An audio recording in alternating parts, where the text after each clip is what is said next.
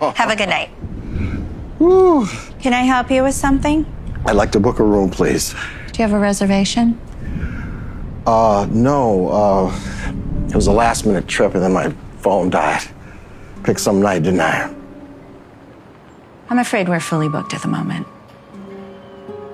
Are you sure? Doesn't this hotel have a policy to never turn away a guest? Are you kidding me? I said we are fully booked.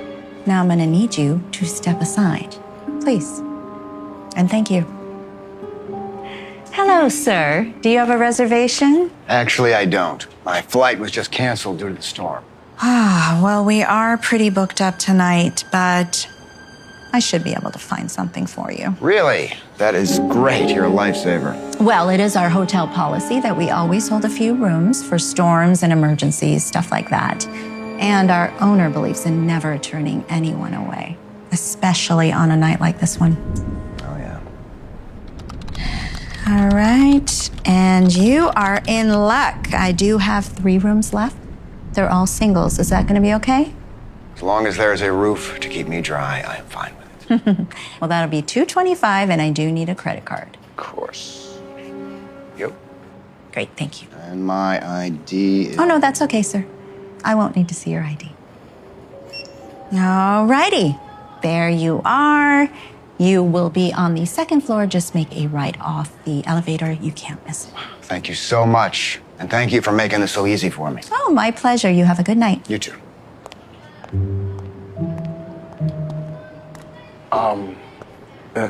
Excuse me, did I hear you tell that gentleman that you hold a few rooms open for times like these? We do hold rooms for actual guests, not for people like you. People like me?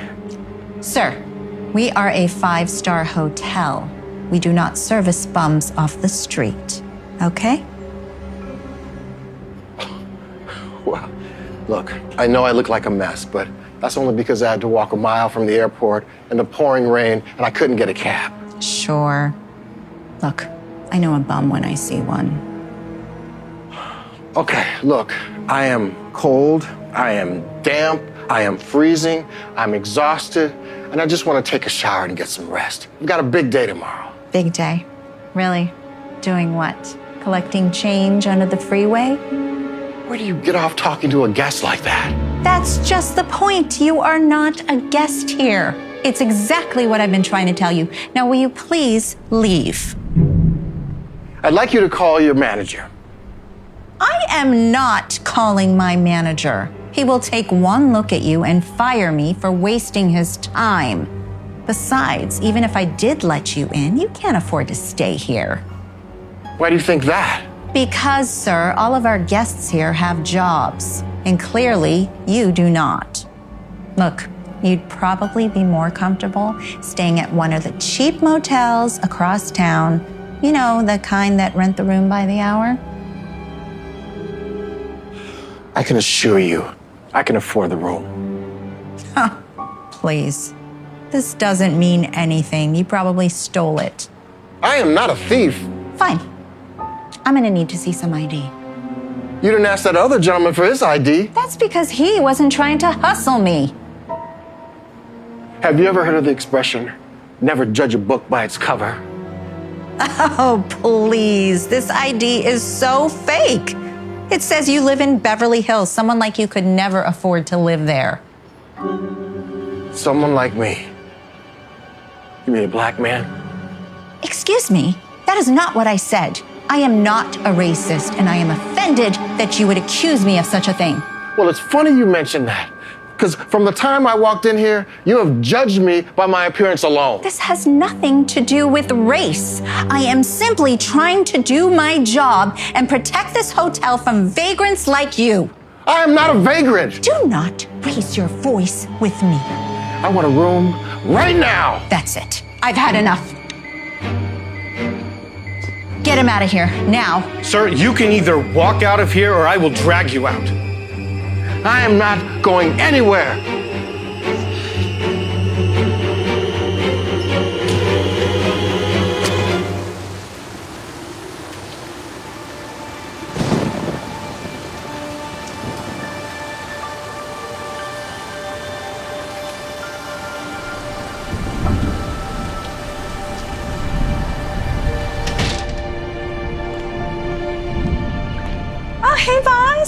I was just headed out to brave the monsoon. All right, drive safe and get some sleep. Tomorrow's a big day. Oh? I just heard the hotel's owner is going to be presenting at our corporate management seminar tomorrow. Really? That's so great. I know you want to become a manager one day. Yes. Making a good impression at tomorrow's seminar will go a long way. It'll be an incredible networking opportunity for you. Well, then I will make sure I am here bright and early tomorrow morning to help you set up. Good. Have a good night. You too. Drive careful. All right, just got word the owner should be here any second. Oh, I can't wait to meet him. Oh, look, there he is now. Hey, there he is. It's wonderful to see you again. Thanks. Happy to be here. I think that rain's over. Yeah. Before we get started, I want to introduce you to Janet. She's applying to the management training course and has been dying to meet you. Come on, Janet. Don't be shy.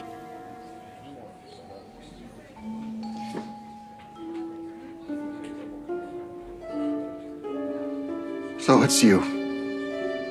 You two already know each other? I tried to get a room last night, and she didn't think I could afford one. What? She had security kick me out. I had to walk to a motel over 1.5 miles in the pouring rain. I had no idea who you were. How could I? Because a good manager doesn't judge a book by its cover. It's not my fault. He wandered in like a bum off the street. Believe me, you would have turned him away too if you saw him. And that's the exact attitude that made me open up my own hotels. You see, growing up, my family didn't have a lot of money. My dad always dreamed of taking me on a vacation and staying in a fancy hotel. So he scrimped and saved for 2 whole years to make that happen. But when he tried to check us in, the hotel refused to honor his reservation. They took one look at our skin tone and assumed we couldn't afford it. That experience motivated me to be so successful. No one would ever turn me or my family away again. So I studied hard, got into a top university, and eventually graduated, top of my class. All while working double shifts as a valet at the fanciest hotel in town.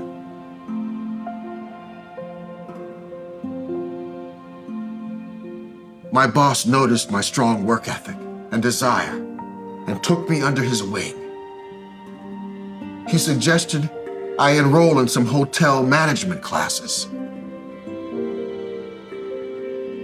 After years of saving, I bought my first hotel, and within 5 years, I turned it into the national chain it is today. So you see, the first policy I ever made was to never turn away guests, no matter what they looked like, a policy you ignored. And because you ignored that policy, I endured the worst night of my entire life last night.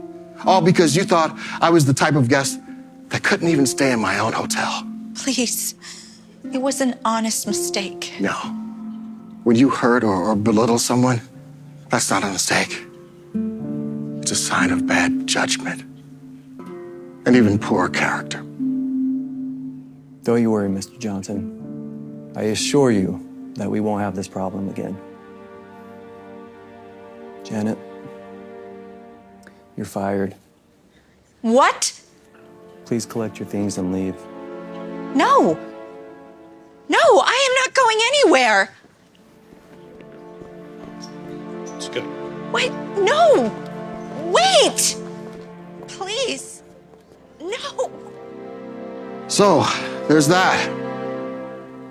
Alrighty now. So, let's begin the conference.